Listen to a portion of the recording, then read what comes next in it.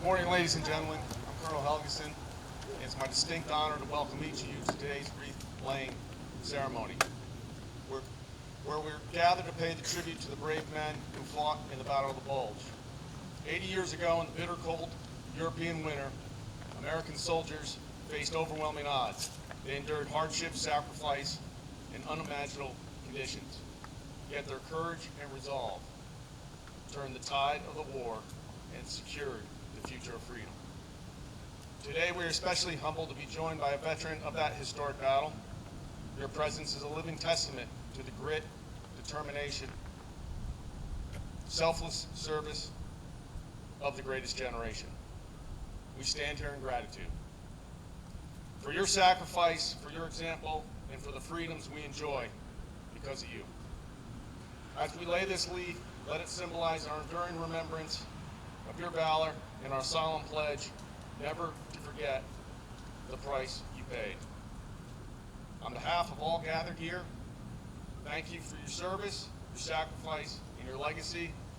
Welcome, and may today's ceremony honor you as you so richly deserve. Now I ask you please stand for the national anthem. Forward. Out.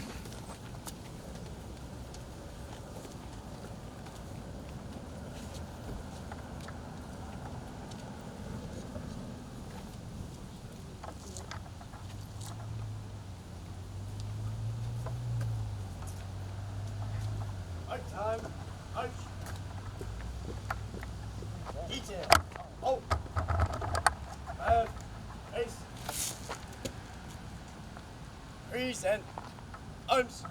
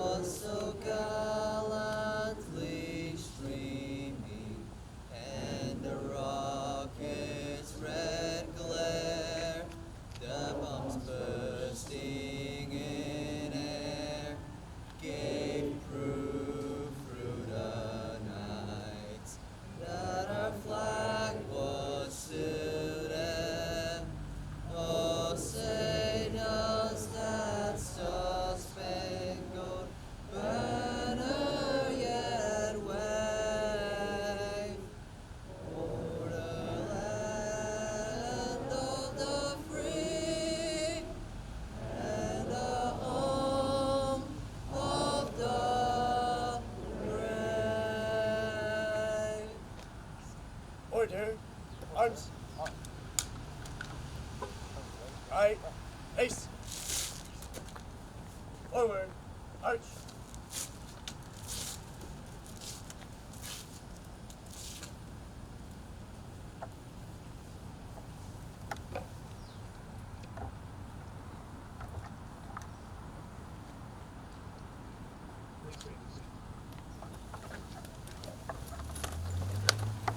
At this time, it gives me great pleasure to introduce Madeline Bryant, the Battle of the Bulge Association chaplain, to give a blessing.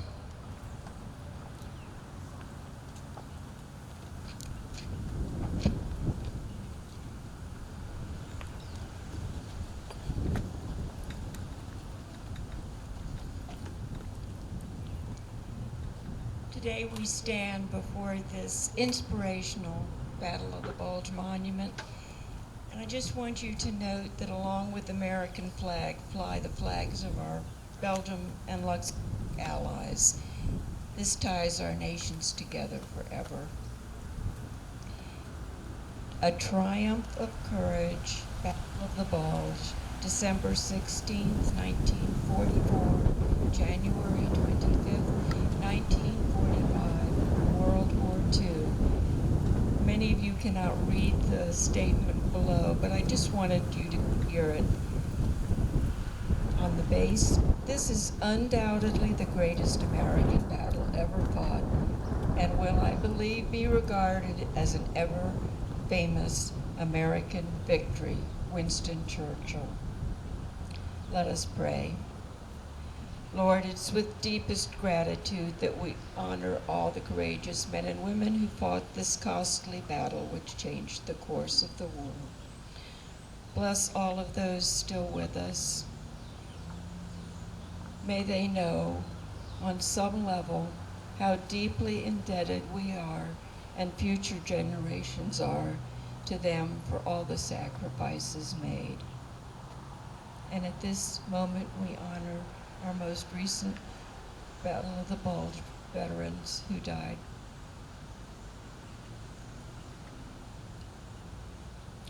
J. David Bailey, our President Emeritus, Jake Larson, Charles Menangi, and Robert Schatz. May they rest in your peace, Lord. Amen.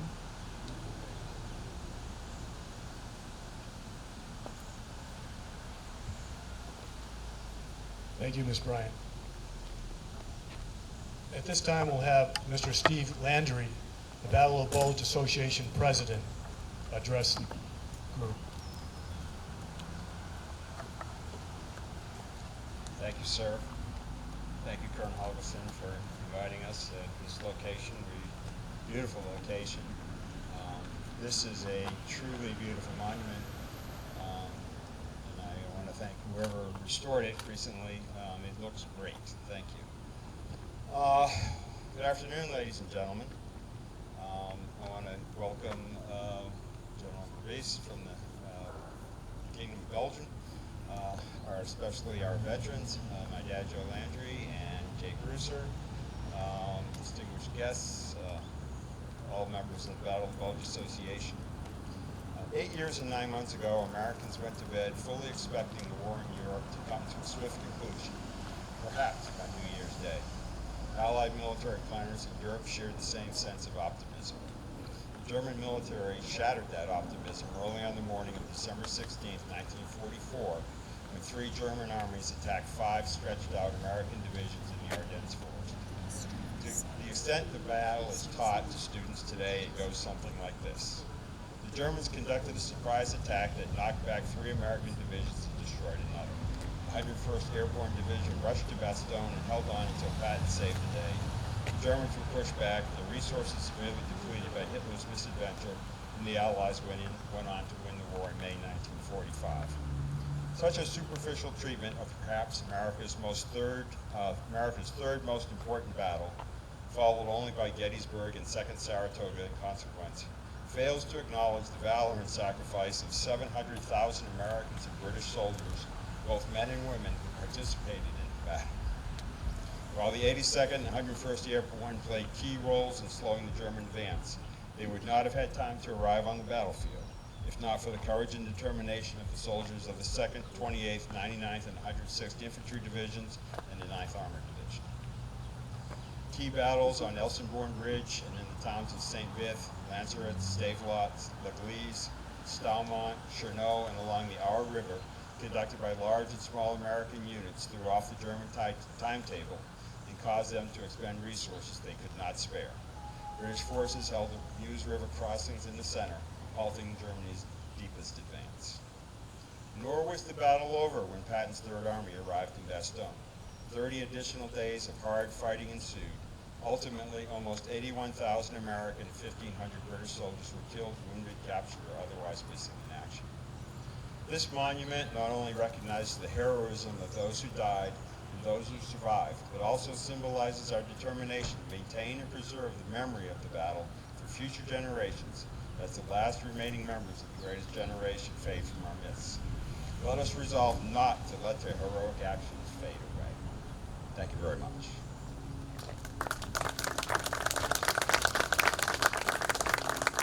Thank you, Mr. Landry. At this time, Brigadier General Bart Verbist from the Belgian Defense Attaché from the Embassy of Belgium will offer a greeting.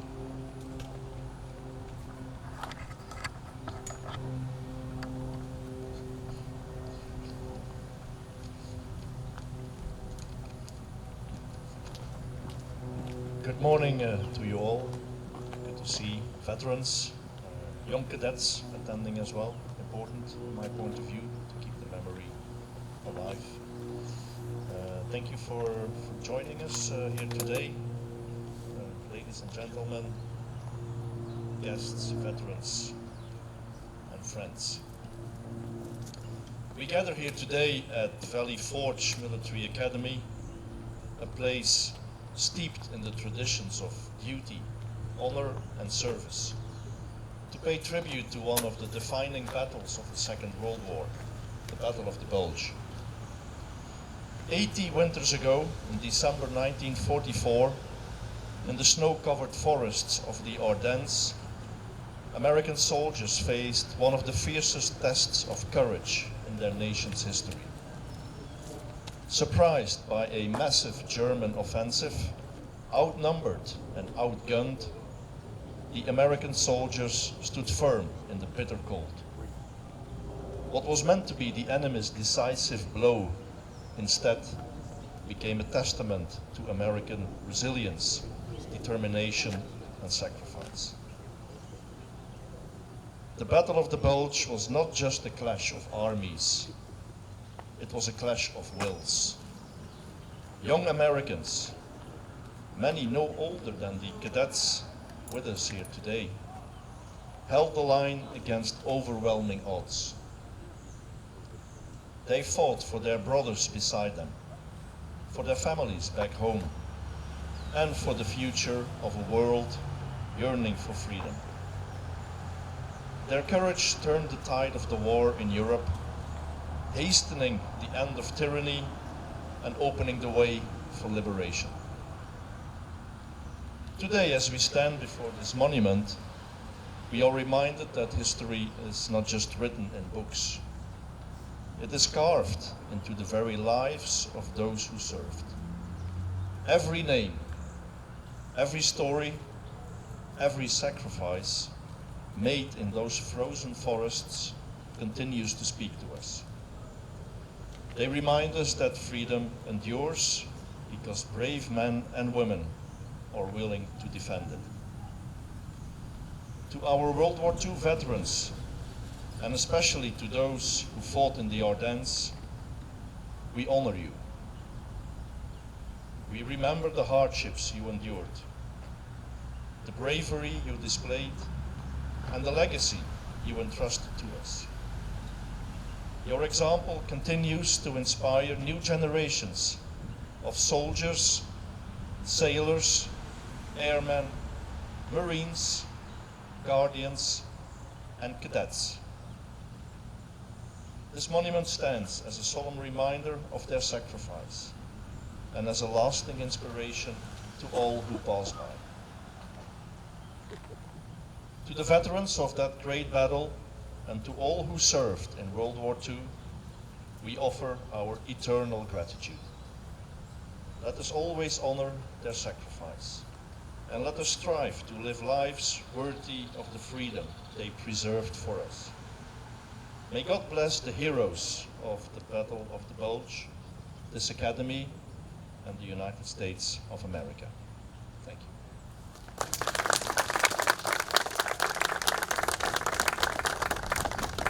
Thank you, General Verbist.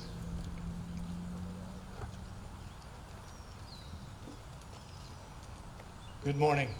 I'm retired Army Major Ken Seitz. I've been a member of staff at Valley Forge Military Academy and College for the past 33 years.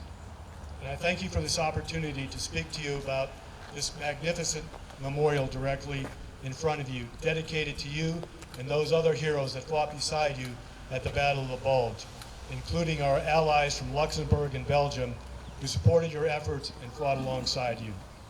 This memorial, at the time of its dedication, was known as the International Battle of the Bulge Monument, dedicated on November 12, 1994.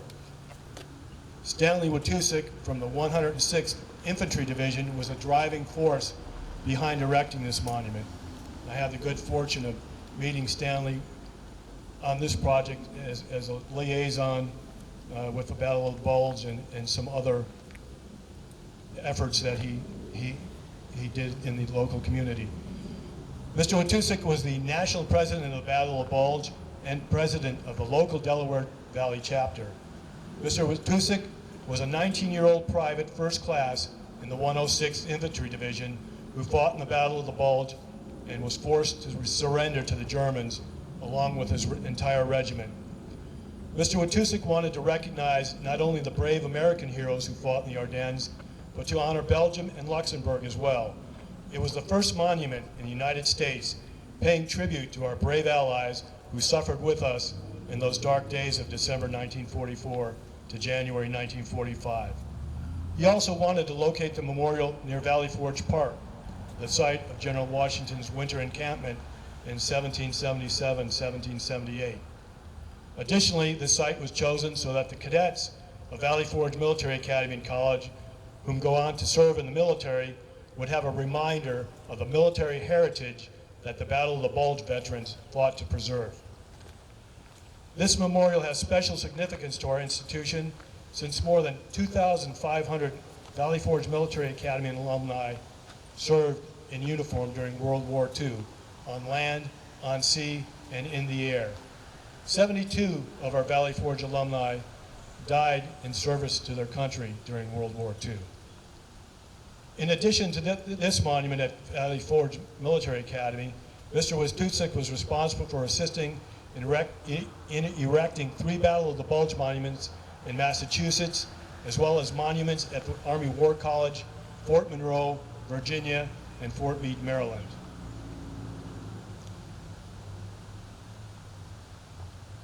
I did take the liberty of pulling out a program that was used at the dedication in 1994. And was a quite extensive ceremony. Started off with a service in the chapel. Mr. Watusik addressed the crowd. General John Tillelly, the Vice Chief of the Staff of the Army,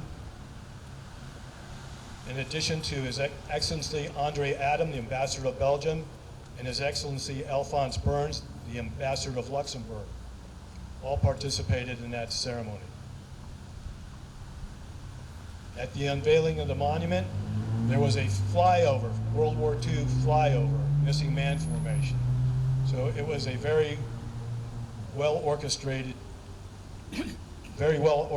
ceremony to the heroes of the Battle of the Bulge.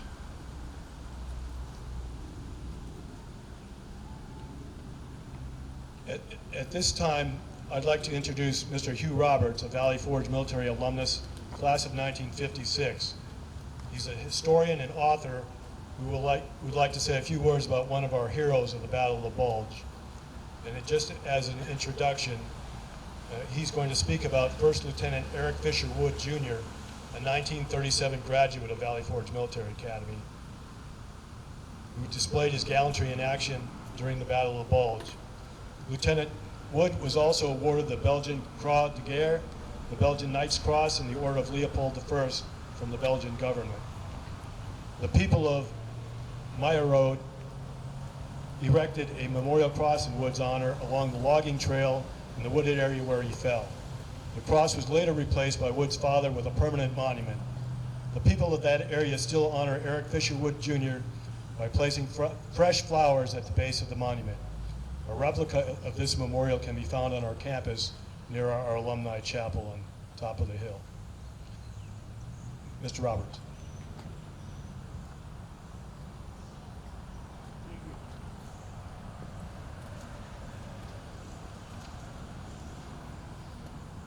Thanks, Colonel Seitz, for all your nice comments and remembrance of all those who are with us, as well as a few remaining veterans of the Battle of Bulge who have joined us today to commemorate a school that, as a cadet in 1953, I came as a 15-year-old farm boy from Ohio, and left 3 years later as a responsible young adult, imbued with all of the things that a cadet should learn and to honor our country. a lot of the information that you might be aware of is the fact that I had the opportunity to go to Europe and visit the places that Eric Fisherwood had fought. As a member of the class of 37, he spent 42 days behind enemy lines in which he probably took out in excess of 200 German soldiers until his final demise at the hands of the SS took place in late January 1945. It is with great appreciation that I learned so much about Cadet Wood, now Lieutenant Wood, that I embarked upon a book that somebody at the age of 80 should not take on. But I plowed through it, and I can share with you some of the comments. And I wanted to just briefly give you access as to what the title of the book is, and it came to me through conversations that Lieutenant Wood said to his house guest on December 18th.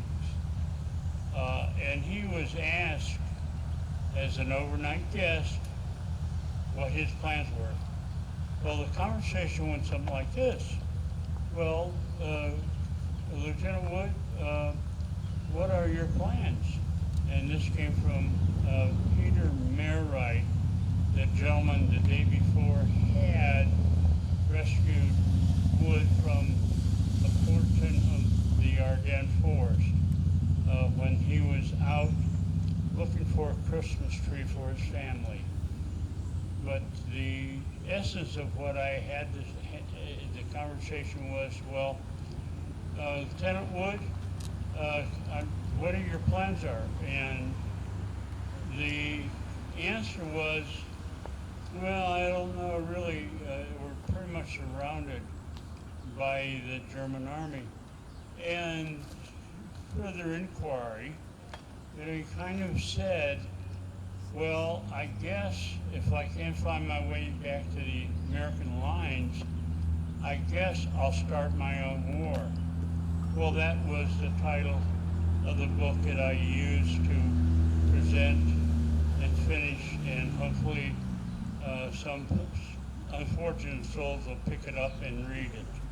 So I just wanted to, in closing, as a cadet who spent 3 years here, just share with you just briefly a profile of a couple of the graduates of Valley Forge, including General Schwarzkopf, who Valley Forge graduate 52, West Point 56, was so instrumental in our victory in Desert Storm.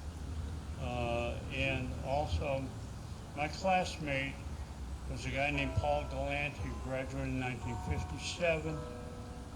Paul went on to the Naval Academy and was assigned in flight training on the USS Hancock. After 95 missions, Lieutenant Galante was shot down and ended up in the Hanoi Hilton, where his face appeared on the cover of Life magazine in a pose that was not appreciated by the North Vietnamese. So he, for the next 90 days, received thrashings by his jailers in the Hanoi Hilton.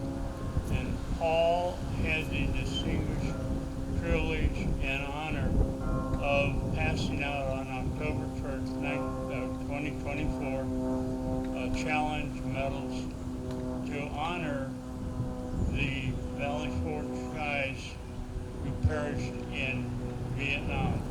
A total of 38 former cadets paid the highest price to be called American patriots. And I am so proud to stand here and have such a terrific audience and cadet at the school today, and I am very, very pleased that this opportunity was available to me.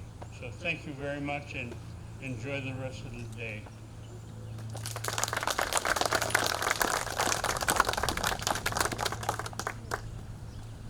Thanks, Mr. Roberts. The one last word that I want to say about Eric Fisher Wood is that he received the Distinguished Service Cross. A lot of our alumni have been working with members of Congress to try and get his award upgraded to the Medal of Honor. But that just goes to show you all the heroes, not just those that are recognized with medals and ribbons. Everybody that fought there is a hero in our minds. And thank you for your service. General of the Army, Dwight D. Eisenhower, was the Chief of Staff at that time and presented the Distinguished Service Cross to Mrs. Margaret Wood of Wayne, Pennsylvania in April of '47. I'm not going to read that citation. If you'd like to see that citation, I'll have it available in Eisenhower Hall. At this time, I'd ask everyone to stand, if you're able, for the wreath laying ceremony to be conducted by Battle of the Bulge veterans Jake Ruser and Joe Landry, both 100 years old.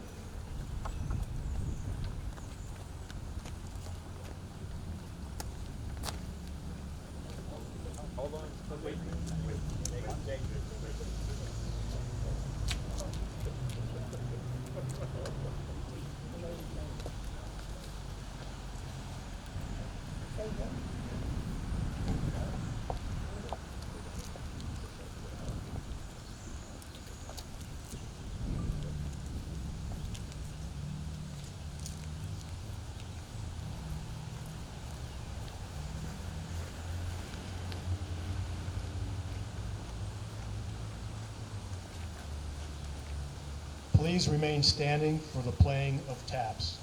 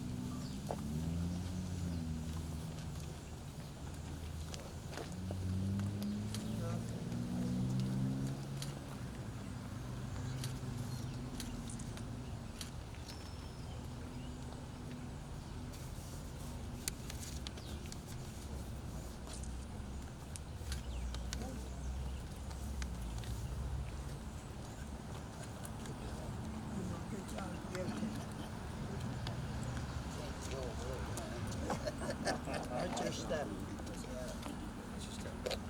You, yeah.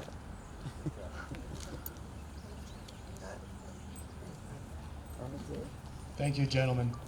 We thought it would be a fitting end for this ceremony to have some of our cadets who will be commissioned as Army officers in May of 2027 sing the current version of the Army song along with our veterans today. The Army song was originally written by Field Artillery First Lieutenant, later Brigadier General Edmund Gruber, while stationed in the Philippines in 1908 as the Quezon song. The original lyrics reflect routine activities in a horse-drawn field artillery battery.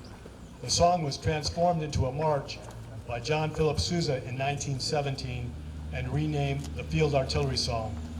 It was adopted in 1952 as the official song of the Army and retitled The Army Goes Rolling Along. The current lyrics tell the story of our past, our present, and our future. anybody needs the words to the Army song, I have it here.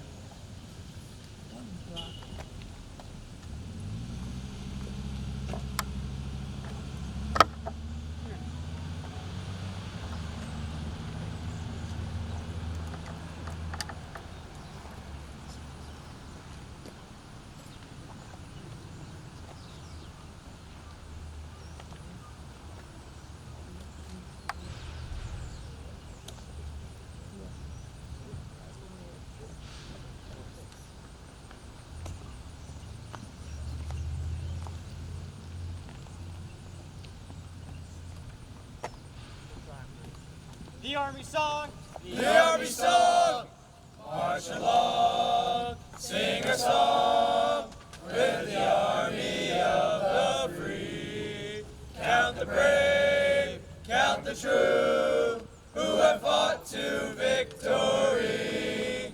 We're the army and proud of our name. We're the army and proudly proclaim.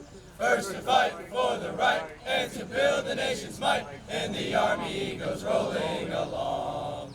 Proud of all we have done, fighting till the battle's won, and the army goes rolling along. And it's high, high, hey! The army's on its way. Count off the cannons loud and strong. For where we go, you will always know that the army goes rolling along. Thank you, ladies and gentlemen.